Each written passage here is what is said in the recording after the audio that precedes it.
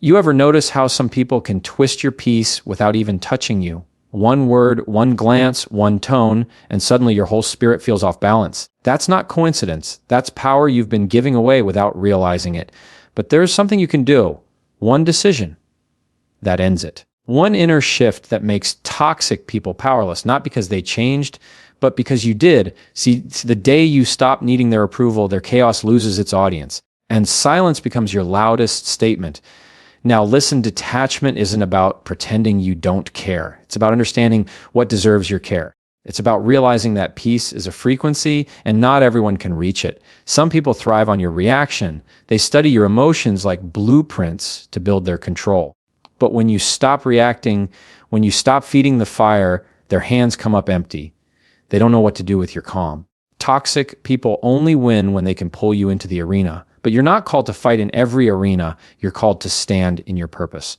So when they bait you with insult, respond with stillness. When they twist your words, don't untwist them. When they play games, don't join the table. Detachment says, I see what you're doing, but I'm not lowering my energy to match yours. There's a divine kind of strength that comes when you stop being emotionally available to dysfunction. Because when you detach from toxicity, you attach to truth. You start to see clearly who you are and who you never needed to be. You start realizing that peace doesn't mean everything is perfect. It means you're no longer controlled by what's not. People will call you distant, cold, arrogant, because your boundaries expose their control. Let them. Their words are echoes, not instructions. The moment you understand that your silence is not weakness, but wisdom, you become untouchable. See, the enemy of toxicity isn't confrontation, it's elevation. When you rise above what used to trigger you, the noise below can't reach you anymore. Detachment is spiritual maturity in motion. It says, I can care about you and still protect my energy. I can love you and still let go of your dysfunction. You don't need to prove your worth, explain your peace, or justify your boundaries. When you decide once and for all that peace is your non-negotiable, toxic people lose every tool they had to shake you. And maybe that's the secret. Not fixing them, not fighting them, just refusing to hand them your power ever again. Because the moment you detach emotionally, fully, quietly, unapologetically, you teach the world that access to you is earned by respect, not demanded by chaos. That's how you win once and for all. Toxic people feed on reaction. It's not always obvious, but their energy thrives on your energy. They push buttons not to solve anything, but to feel powerful, because your reaction confirms their control. Every sigh, every argument, every flinch becomes a signal that they still have access to you.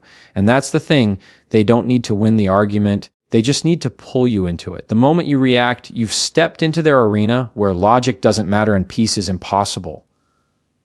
When you begin to understand this, you start seeing how they set emotional traps disguised as concern, sarcasm, or even just being honest. But beneath it is a hunger for attention, validation, or dominance. The truth is, most toxic people are starving for energy. They have no internal stability, so they borrow yours. They know how to stir your emotions just enough to make you forget your calm. Because when you lose your calm, they feel in control again. And that's why your reaction is their reward. But here's where power shifts, silence starves manipulation. When you stop reacting, when you stop giving your energy to their chaos, something profound happens. You remove their supply. You take back the power they were feeding on. Your calm presence becomes confusion to them because their usual script no longer works. They can't provoke what no longer responds. That's the quiet victory of detachment. It's not loud, it's not angry, but it's final. This doesn't mean you become emotionless. It means you become intentional. You recognize that not every statement deserves an answer, not every insult deserves defense, and not every invitation deserves attendance. You start understanding that your peace is more valuable than being right. Because winning an argument with a toxic person costs too much, your energy, your focus, your spirit. And for what? To prove something to someone who doesn't want truth, only reaction. The real strength lies in restraint. It's the deep, spiritual kind of power that doesn't need to prove itself. It says, I see what you're doing, but I won't play. That's how you reclaim your freedom, not by controlling them, but by controlling yourself. The less you react, the less they exist in your world. Reaction feeds them. Stillness starves them. And peace is what remains when you finally stop feeding what was never worthy of your attention. Emotional detachment isn't coldness. It's clarity. It's the sacred space between what happens and how you choose to respond. It's not shutting down your heart. It's opening your eyes. People often mistake detachment for indifference, but in truth, it's one of the highest forms of emotional intelligence. It's choosing to stay connected to compassion without becoming consumed by chaos.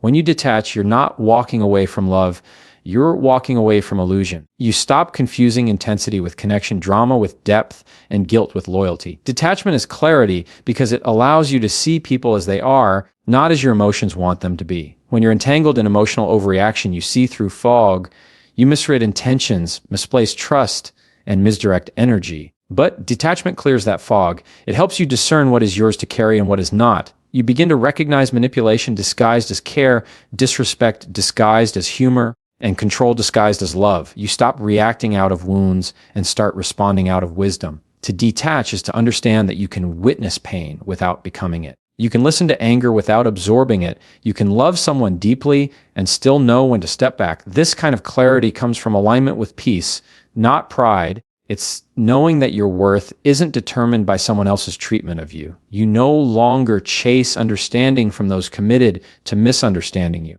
You no longer bleed energy trying to fix what refuses to heal. When you practice emotional detachment, you begin to see how much energy was wasted trying to control what was never yours. You realize peace doesn't come from getting others to change. It comes from changing your focus. You no longer say, "Why are they doing this to me?" But rather, "Why am I allowing this to affect me?" That shift changes everything. True detachment doesn't numb you, it frees you. You still feel, but you no longer drown in those feelings. You care, but you don't cling. You show empathy, but you keep your boundaries. Because clarity gives you balance, and balance gives you power. It's standing in the storm without letting the storm inside you. It's not that you stop caring, it's that you finally start caring correctly. Your peace is a boundary, not a privilege. It's not something you earn from the world. It's something you protect within yourself. Too many people treat peace like a reward, something they'll allow themselves once everything outside calms down. But real peace doesn't come from external order, it comes from internal authority. It's the quiet decision that says, nothing outside of me deserves the right to disturb what's sacred inside of me. That decision is your boundary. It's not selfish, it's survival. When you treat peace like a boundary, you begin to see it as your responsibility, not someone else's gift. You stop expecting others to preserve what you keep giving away. You stop explaining why you're distancing yourself from chaos. You simply understand that peace doesn't coexist with disrespect. Protecting your peace might mean fewer conversations, slower replies, or walking away without closure. It might look like silence when provoked or distance when guilt is used as bait. It's not cruelty, it's clarity. You're not punishing anyone, you're honoring yourself. People who thrive on drama will call your peace cold. Those who rely on your compliance will call your boundaries arrogance. Let them. Because the moment you realize your peace is sacred, their opinions lose power. You no longer live reactively, you live intentionally. Peace isn't passive, it's an active choice to stay grounded in truth, even when others try to shake you. It's not about avoiding conflict, it's about refusing to create it where it doesn't belong. Peace is protection because it guards the space where your purpose lives. When your mind is unsettled, your vision blurs. You make emotional decisions instead of spiritual ones. That's why peace is not optional, it's essential. It keeps your energy clean, your focus sharp, and your heart aligned with what truly matters. Every time you say no to something that drains you, you're saying yes to something that builds you. That's how peace becomes power. So hold your peace like a flame in the wind, shield it, guard it, nurture it. Don't let temporary people bring permanent storms into your soul. Peace isn't something you hope to keep, it's something you decide to enforce. Because the moment you treat your peace as sacred ground, only those who walk with respect will ever be allowed to enter. When you stop explaining yourself to people committed to misunderstanding you, you reclaim your power. There comes a point when you realize that no amount of truth will satisfy someone who isn't listening to understand, but to argue, twist, or control. Some people don't want your clarity, they want your confusion. Because as long as you keep explaining, defending, and proving yourself, you're giving them access to your energy. And that's the real goal for them, not understanding, but access. Explaining yourself to the wrong audience is like pouring water into a cracked vessel. No matter how much you give, it will never be enough. They don't see your heart, they see your effort as weakness. They take your explanations as invitations to manipulate the narrative. And you keep thinking, if I could just say it better, maybe they'd get it.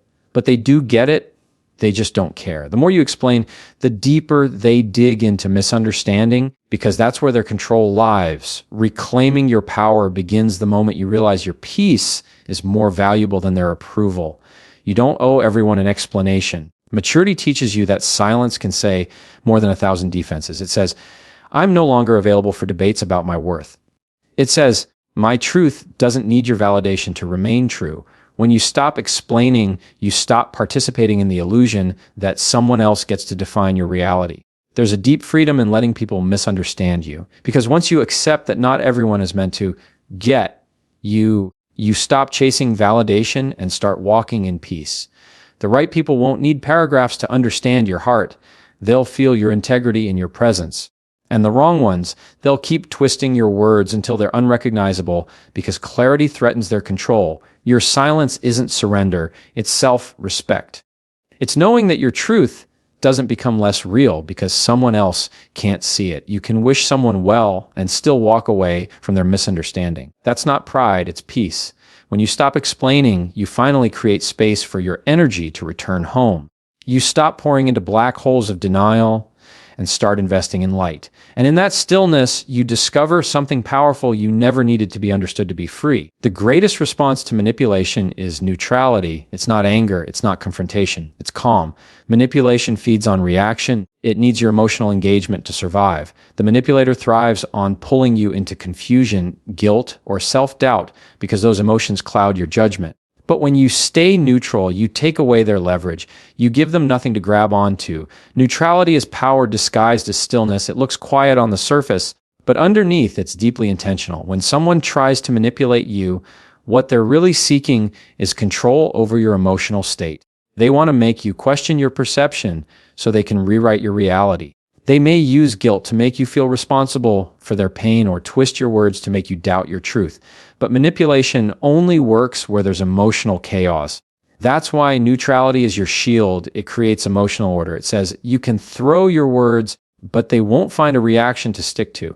Being neutral doesn't mean being passive. It means being centered. It's not about pretending that you don't see what's happening. It's about choosing not to play the game. You're aware, but you're not involved. You listen, but you don't absorb. You observe their patterns without letting them pull you off balance. That's strength disguised as gentleness. And it's unsettling for manipulators because their power depends on your participation. The moment you stop reacting, their entire strategy collapses. Neutrality is not coldness, it's clarity. You can still respond, but you respond with reason, not emotion. You speak calmly, you set boundaries firmly, and you leave their guilt uncollected. You stop trying to convince them of your intentions because you realize they already know. They just don't care. You stop chasing fairness from someone who profits from confusion. And instead of defending yourself, you simply step back and let truth reveal itself over time. In neutrality, you reclaim authority over your inner world. You stop being a puppet pulled by invisible strings. You realize that peace doesn't come from winning arguments. It comes from refusing to be baited into them. When you're neutral, the manipulator's words fall flat, the guilt trips lose direction, and their control dissolves. Because manipulation can't survive where emotional stillness lives. And that stillness is your victory. Detachment is not about walking away from people. It's about walking toward peace. It's the quiet shift from trying to control what's outside you to mastering what's within you. People often misunderstand detachment as abandonment or indifference, but it's the opposite. It's choosing to love without losing yourself. It's staying kind without staying trapped. Detachment says, I can care about you deeply and still choose not to be consumed by your chaos. It's an act of love rooted in wisdom, a love that honors peace over pain. You don't detach because you've stopped caring. You detach because you've finally realized that constant involvement doesn't equal connection. Sometimes the most loving thing you can do is step back, because not every relationship, friendship, or situation can grow in your presence. Some can only grow in your absence. Detachment creates space for clarity, for truth, for healing. It allows you to see what's real without being blinded by emotional noise. Walking toward peace often means releasing your grip on control. You stop trying to fix what's not yours to fix, change who doesn't want to change, or save someone who refuses to swim. That's not abandonment, that's acceptance. You begin to understand that peace doesn't require perfect outcomes. It requires surrender. You can love someone and still say, this version of me can't stay here. You can forgive and still walk away. Detachment gives you permission to do both. True detachment comes from trust. Trust that what's meant for you will never require you to lose your peace to keep it. It's knowing that letting go doesn't mean losing, it means aligning. When you detach, you stop chasing what keeps hurting you and start attracting what nourishes you. You no longer move out of fear of loss. You move out of respect for peace. You learn that walking toward peace isn't a step backward. It's a step into your highest self. In detachment, you find balance. You stop drowning in emotional tides and start standing on solid ground. You still care, but you don't cling. You still feel, but you don't fall apart, because detachment isn't the absence of emotion. It's the presence of strength. It's not running from people. It's returning to yourself. And in that return, peace becomes home. You are not responsible for someone else's chaos, only your response to it. That truth, once accepted, changes everything. Too often, we carry the emotional weight of other people's storms as if it's our duty to calm them. We feel guilty when they're upset, anxious when they're unstable, and responsible when they self-destruct. But the moment you realize that their chaos is their choice, not your cross, you begin to reclaim your peace. You can't heal people who use their pain as a weapon. You can't rescue those who find comfort in dysfunction. You can love them, yes, but love does not mean carrying what was never yours to bear. Their chaos might be loud, emotional, and relentless, but that doesn't mean you have to match its frequency. Your peace doesn't need to shrink to fit someone else's storm. It's not your job to make someone calm, kind, or healed. That's their inner work, their accountability. You can offer guidance, but not ownership. You can care, but not carry. There's a divine wisdom in understanding where compassion ends and self-sacrifice begins. When you blur that line, you lose yourself trying to save someone who doesn't want saving. The truth is, people find comfort in their chaos when it gives them control or attention. Some thrive on drama because it distracts them from facing their truth. But when you keep stepping in to fix, you become part of the cycle. You enable what you wish to end. Stepping back isn't abandonment, it's alignment. It says, I love you, but I won't drown to prove it. It says, I see your pain, but I'm not your outlet. That's not coldness. It's clarity. Your greatest act of strength is refusing to let someone else's instability dictate your peace. You are not their emotional regulator. You are not their scapegoat. You are responsible for your boundaries, your reactions, your energy. That's where your true power lies. When you respond with calm instead of chaos, you change the vibration of the room. You stop absorbing and start observing. You stop reacting and start responding. And that's when you realize peace doesn't mean the absence of storms. It means knowing which ones aren't yours to fight. Because protecting your peace is not selfish, it's sacred. Spiritual maturity is the ability to stay centered while others spin in their storms. It's that quiet strength that doesn't need to match chaos with chaos, noise with noise, or pain with pain. It's the awareness that not every storm requires your presence, and not every argument deserves your energy. When you reach that level of maturity, you stop letting emotions drag you like a current. You learn to stand firm in the calm of who you are. You realize that peace isn't something you chase, it's something you protect. Staying centered doesn't mean you're unaffected. It means you're anchored.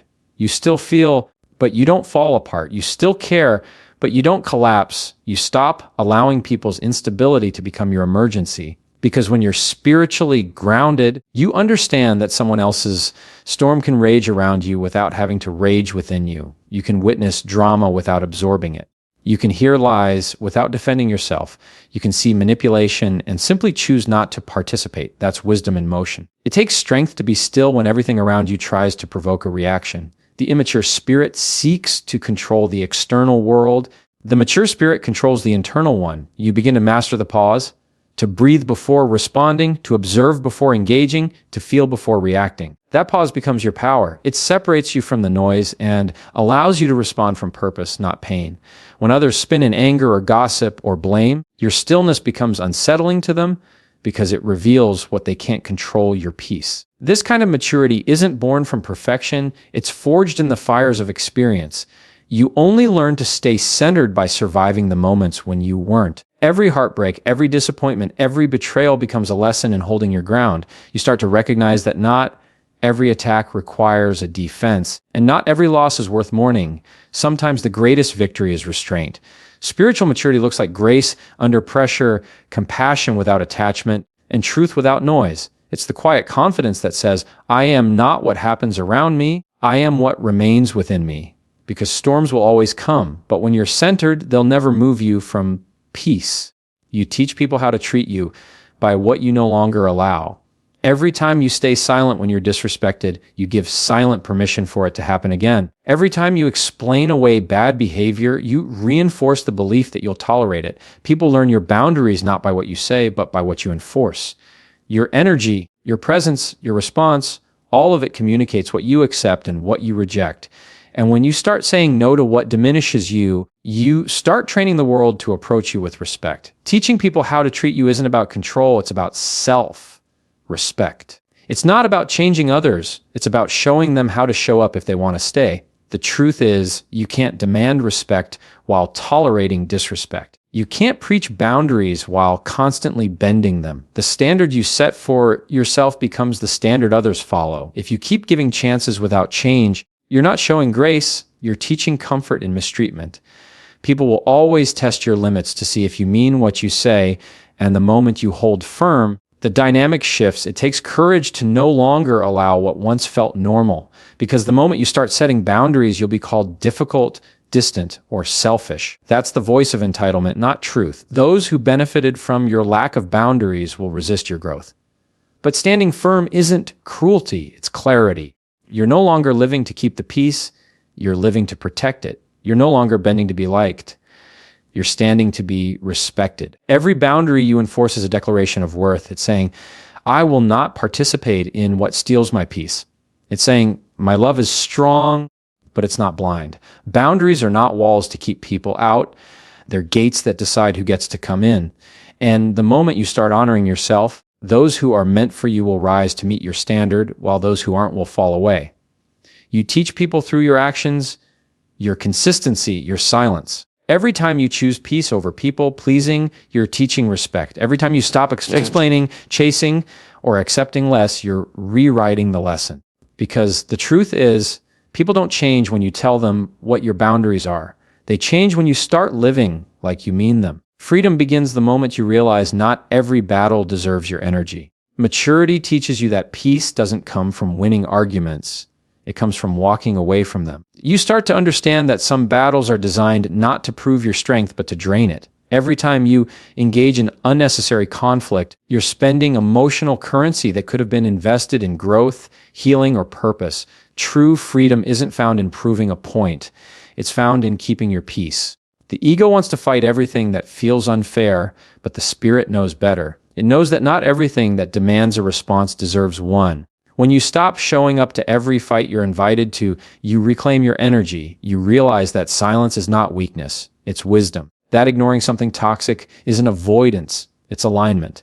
Because the more you learn about yourself, the less you need to explain yourself. You stop fighting to be understood, and you start valuing the serenity that comes from not needing to prove anything at all. Some people feed on your reaction. They throw bait, hoping to pull you into their chaos. But when you choose calm over combat, you remove their power. You begin to see that your energy is sacred. It creates your atmosphere, your focus, your future. Every unnecessary battle distracts you from that. The moment you stop chasing validation and defending your worth, you become untouchable. You realize that protecting your peace is far more important than protecting your pride. Walking away isn't giving up, it's growing up. It takes more strength to stay silent than to argue, more power to walk in peace than to fight for attention. The higher you rise in purpose, the more you'll be tested with petty distractions designed to pull you down. But every time you choose restraint, you're declaring mastery over yourself. You're saying, my energy is too valuable to waste where understanding is impossible. That's real power, when peace becomes your strategy, not your escape. Freedom is knowing you don't have to attend every battle to win your life. It's understanding that some things resolve themselves when you no longer give them energy. Because not every storm deserves your thunder, and not every noise deserves your voice. Sometimes the strongest thing you can do is stay still and let peace speak for you. At the end of it all, peace is not found in avoiding people. It's found in mastering yourself. When you stop reacting, stop explaining, and stop fighting for what drains you, you awaken a kind of strength that silence alone can hold. The detachment isn't distance, direction. It's the quiet turning of your soul toward what matters most, your purpose, your clarity, your peace. The world will always test your boundaries, your patience, and your self-worth. Toxic people will always exist, but their power over you ends the moment you decide that your inner world is not up for negotiation. You are not here to be consumed by other people's storms. You are here to stand as proof that calm can exist in chaos, that strength can live in stillness, and that love can exist without losing yourself. So choose peace every single time. Let silence be your response, let boundaries be your voice, and let your calm confuse every force that once tried to control you. Because when your soul is anchored in peace, nothing and no one can move you from who you are meant to be. That's not just freedom, that's mastery.